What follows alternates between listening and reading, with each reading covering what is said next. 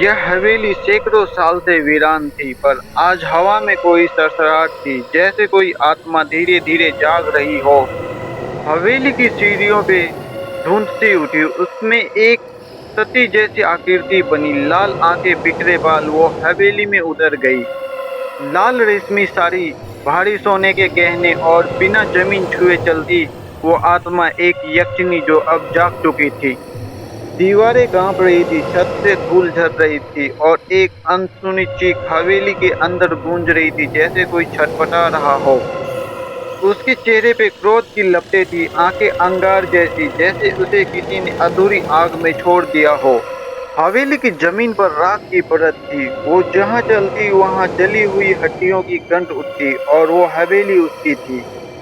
किसी ने कुछ नहीं कहा, फिर भी वो दीवारों पे मंत्र बोलने लगी, जैसे कोई पुराना तांत्रिक अनुष्ठान फिर से जाग गया हो। हवेली के तहखाने में वो चिता अब भी राख में दबकर जल रही थी और वो चिता उसकी आत्मा की आखिरी याद थी। वो चीख रही थी, पर उसकी आंखों में दर्द था, क्योंकि जिससे वो प्रेम करती थी वही उसे आग में झोंक के गया था। मैं क्यों लौटी? उसने फुसफुसाया, क्योंकि जिस आग में तुमने मुझे जलाया वो तुम्हारे लिए भी धधक रही है। आरव को नहीं पता था कि वो जगह एक भटकती आत्मा की जागीर है और उसके कदम किसी शराब की दिशा में उठ रहे हैं।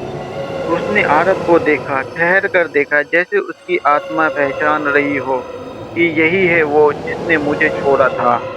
उसने कहा, तेरे चेहरे में वही छवि है, वही धोखा है, वही आग है और अब तू भी उसी आग में जलेगा। आरव भागना चाहता था, पर दरवाजे खुद ब खुद बंद हो गए। वो अब उस हवेली का हिस्सा बन गया था।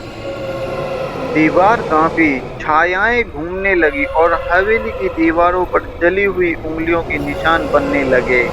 आरव के गले में वो लटकता हुआ पेंडेंट था जो कभी यक्षिणी ने अपने प्रेमी को दिया था और वो देख रही थी। क्यों छोड़ा मुझे? उसकी आवाज में दर्द था, पर उसकी आंखों में आग। और आरव चुप, बहुत चुप। चारों तरफ तांडव शुरू हो गया। हवेली कांपने लगी और आरव के अंदर की गिल्ट की लपटें उठने लगी।